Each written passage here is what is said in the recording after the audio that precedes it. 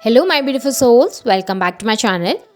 आज की रीडिंग में हम देखने वाले हैं कि आपके पार्टनर आज सारा दिन आपको लेकर क्या सोच रहे थे। नो कॉन्टैक्ट सिचुएशन में आपके पार्टनर की एनर्जीज, उनकी फीलिंग्स क्या थी आज सारा दिन आपके लिए, उनके थॉट प्रोसेस कैसे थे आपके लिए। रीडिंग जर्नल है, आप लोगों के साथ जितना रेजोनेट कर रही है आप उतना रखिए, जितना रेजोनेट नहीं करती है उसे जाने दीजिए। मेल एंड फीमेल सभी के लिए और सारे ही साइंस के लिए रीडिंग है। रीडिंग टाइमलेस है, तो जिस वक्त पे आपके सामने आती है उस वक्त ये आपके साथ रेजोनेट कर सकती है। तो चलिए स्टार्ट करते हैं। हाईलाइटेड साइंस बता देती हूँ। ये साइंस आपके पार्टनर के हो सकते हैं। आप लोग एयर साइन के हो सकते हैं, Gemini, Libra, Aquarius. Water sign के हो सकते हैं, कैंसर, स्कॉर्पियो, पाइसेस। यहाँ पर पे एरीज की एनर्जी भी स्ट्रांग दिखाई दे रही है। नंबर 2 इंपॉर्टेंट हो सकता है। फैब मंथ आप लोगों के लिए इंपॉर्टेंट हो सकता है। नंबर 8 अगस्त मंथ आप लोगों के लिए इंपॉर्टेंट हो सकता है। यहाँ पर पे फायर साइन भी निकल कर आ गया है, एरीज, लियो, सैजिटेरियस, और अर्थ साइन भी निकल कर आ गया है, टॉरस, वर्गो, कैप्रिकॉर्न। नंबर 3 मार्च मंथ भी आप लोगों के लिए इंपॉर्टेंट हो सकता है। नंबर 5 मई मंथ भी आप लोगों के लिए इंपॉर्टेंट हो सकता है। 5 नंबर आप लोगों को बहुत ज़्यादा दिखाई देता होगा। 555 या 5555 आप लोग बहुत ज़्यादा देख सकते हैं। तो चलिए स्टार्ट कर लेते हैं। देख लेते हैं आज सारा दिन आपके पार्टनर आपके लिए क्या सोच रहे थे, क्या फील कर रहे थे। तो यहाँ पे अगर मैं सबसे पहली एनर्जी में देखूँ तो मुझे दिखाई दे रहा है ना कि आज आपके पार्टनर आपसे कांटेक्ट करना चाहते थे। डेफिनेटली उनकी लाइफ में ना बहुत सारी प्रॉब्लम्स और डिफ़िकल्टीज़ चल रही हैं आजकल। हो सकता है थर्ड पार्टी अगर सिचुएशन थी तो वहाँ पर भी कुछ प्रॉब्लम हो रही है, या फिर उनकी लाइफ में इस वक्त पे सिचुएशन बहुत ज़्यादा ख़राब है, बहुत ज़्यादा स्टक खुद को फील कर रहे हैं, बहुत ज़्यादा मूवमेंट नहीं है लाइफ में या ग्रोथ नहीं हो पा रही है, जिसकी वजह से ना वो बहुत ज़्यादा दुखी थे और वो इमोशंस वो आपके साथ बांटना चाह रहे थे। वो इमोशंस जो थे उनके, वो जो पेन था उनका, वो आपको बताना चाहते थे। वो चाहते थे कि आपके साथ बातें करके चीज़ों को सॉल्व किया जाए।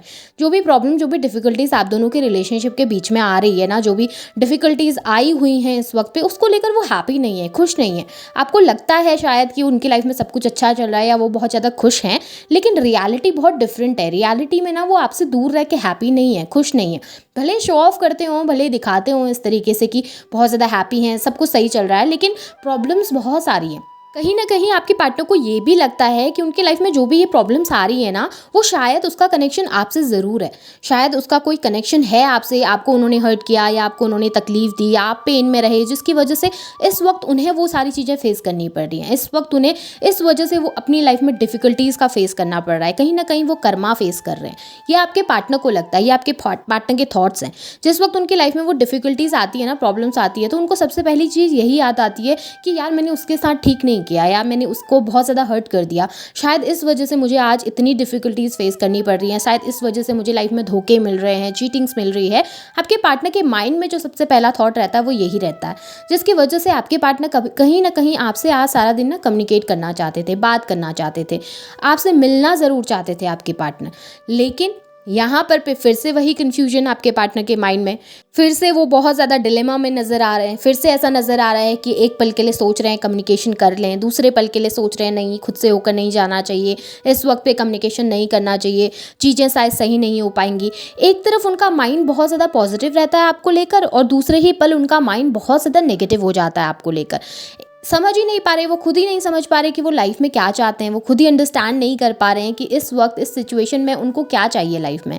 एक पल के लिए ना कभी कभी आपके पार्टनर को ये हो जाता है कि ठीक है यार, जो भी हो गया, मैंने जो किया किया, शायद मैं उसके पास जाऊँगा तो वो समझ जाएगी, या फिर वो समझ जाएगा और मुझे माफ़ कर देगा, शायद वो अंडरस्टैंड कर पाएंगे मेरी सिचुएशन को। लेकिन अगले ही पल उनको लगने लगता है कि नहीं, अगर मैं जाऊँगा खुद से होकर या मैं जाऊँगी खुद से होकर तो शायद मुझे लाइफ टाइम झुक के रह जाना पड़ेगा। शायद फिर वो ओवर कंट्रोलिंग हो जाए, शायद वो फिर मेरे पे विश्वास ही ना कर पाएँ, बिलीव ही ना कर पाएँ, शायद सिचुएशन पहले की तरह ना हो पाए।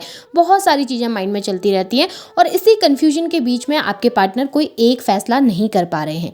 यहाँ पर ये भी दिखाई दे रहा है कि स्टार्टिंग में जब आप लोगों का रिलेशनशिप था तो आपके पार्टनर ने रूड होके, बहुत एरोगेंट होके आपसे मूव ऑन किया है। जिस वक्त वो आपसे मूव ऑन करके गए उस वक्त पे उनका बिहेवियर आपके प्रति बहुत ज़्यादा कोल्ड था, बहुत ज़्यादा रूड था, और अभी तक भी शायद वो आपके साथ बहुत कोल्ड बिहेव करते हैं। अभी भी अगर आप ट्राई करने जाओ तो शायद आपको नेग्लेक्ट कर देना, रूड हो जाना, शायद आपसे कुछ भी कह देना, अक्यूज़ कर देना, शायद बहुत सारे ऐसे वर्ड्स उन्होंने बोल दिए आपसे जो कि उन्होंने नहीं बोलना चाहिए था, अब्यूजिव वर्ड वर्ड्स हो सकते हैं, अक्यूज़ आपको बहुत ज़्यादा कर दिया, जिसकी वजह से उन्हें अब लग रहा है कि वो बहुत ना शर्मिंदगी महसूस कर रहे हैं वापस आने में। उनको लग रहा है कि अब वापस आएँ तो कैसे वापस आएँ, क्या मुँह लेके वापस आएँगे, क्या बोलेंगे, क्या एक्सप्लेन करेंगे आपके सामने आके, क्या कहेंगे कि गलती क्यों हुई थी, क्यों मूव ऑन करके गए थे, उस वक्त तो इतना रूड हुए थे, उस वक्त तो आपसे बोल कर गए थे कि वापस कभी लौट कर नहीं आएंगे, या वापस कभी आपका फेस नहीं देखना चाहते, या वापस आपसे कभी मिलना नहीं चाहते। इस तरीके के वर्ड्स आपसे उन्होंने बोले हैं ना, जिसका एक्सप्लेनेशन दे पाना अब उनके लिए बहुत मुश्किल है। उनकी लाइफ में ना डिफ़िकल्टी सिर्फ उनकी जनरल लाइफ में नहीं चल रही है, फाइनेंस में भी बहुत अप्स एंड डाउन्स चल रहे हैं उनकी लाइफ में, हेल्थ इश्यूज़ भी बहुत सारे हो रहे हैं उनको, जिसकी वजह से ना कहीं उनको लग रहा है कि लाइफ में इतनी डिफ़िकल्टीज़ आने लगी हैं, इसका रीज़न कहीं ना कहीं आप हैं, क्योंकि उन्होंने इतने बुरे कर्म कर दिए या फिर उन्होंने कुछ इतना बुरा आपके साथ कर दिया, इतनी बुरी तरीके से हर्ट कर दिया कि उनकी लाइफ में भी वो सेम सिचुएशन क्रिएट हो रही हैं। उन्होंने कभी आपकी तकलीफ़ में आपका साथ नहीं दिया। सिमिलर सिचुएशन यहाँ पर भी है कि आपके पार्टनर ना जब आपसे मूव ऑन करके गए थे ना, तो उन्हें सामने बहुत सारी चीज़ें अच्छी दिखाई दे रही थी। उन्हें लग रहा था कि आपसे दूर जाके लाइफ अच्छी होगी, वो बैलेंस रह सकते हैं, उनकी लाइफ में सब कुछ बेहतरीन हो जाएगा, फाइनेंस अच्छे चलेंगे, लव लाइफ अच्छी चलेगी। हो सकता है किसी तीसरे पर्सन के लिए आपको छोड़कर गए थे आपके पार्टनर, लेकिन अब जब वहाँ पर पे हैं, वहाँ पे हैप्पी नहीं है। पीछे मुड़कर देखते हैं तो उन्हें लगता है कि वो जो इंसान था उनकी लाइफ में इम्पॉर्टेंट, वो जो इंसान था जो वैल्यू करता था, उसको उन्होंने बहुत पीछे छोड़ दिया, उससे वो मुंह पलट कर आ गए। अब जब आगे आए हैं तो आगे कुछ भी नहीं दिखाई देता, आगे अब कोई ग्रोथ नहीं दिखाई देती, कोई इंसान नहीं दिखाई देता, कोई सपोर्ट सिस्टम नहीं दिखाई देता, और आपसे इतना रूड बिहेवियर कर दिया है कि अब वापस आ पाना बहुत ज़्यादा मुश्किल है।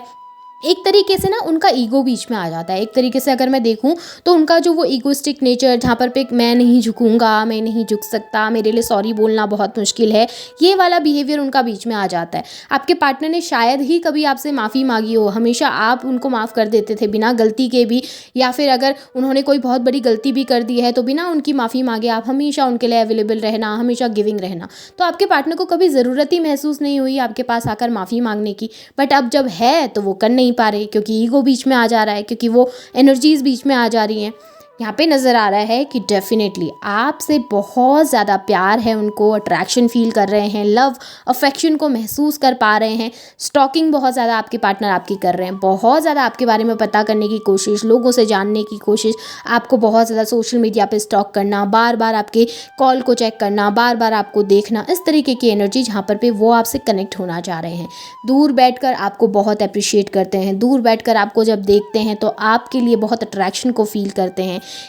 कहीं ना अब उनके मन के अंदर ना वो एक एनर्जी, वो एक इमोशन जाग रहा है, जो कि पहले बहुत मुश्किल था आपके लिए एक्सप्लेन कर पाना, या फिर आप उनके लिए उतना लव फील करते थे, अफेक्शन फील करते थे। आपके पार्टनर की तरफ से बिहेवियर बहुत कोल्ड था, वो मेटलिस्टिक बहुत थे, लेकिन अब जब आपसे दूर गए हैं ना, वो दूरी का एहसास जब उन्हें हुआ तो उनके मन में भी अब वो इमोशन जागने लगे।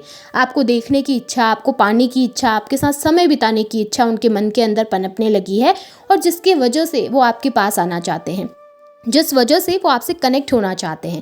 ऐसा नज़र आ रहा है कि आपके पार्टनर डेफिनेटली पॉजिटिव हैं आपको लेकर, पर प्रॉब्लम यहाँ पर भी ये है कि वो एक्शन नहीं ले पा रहे, फ्री माइंड होकर आपके लिए स्टेप नहीं ले पा रहे।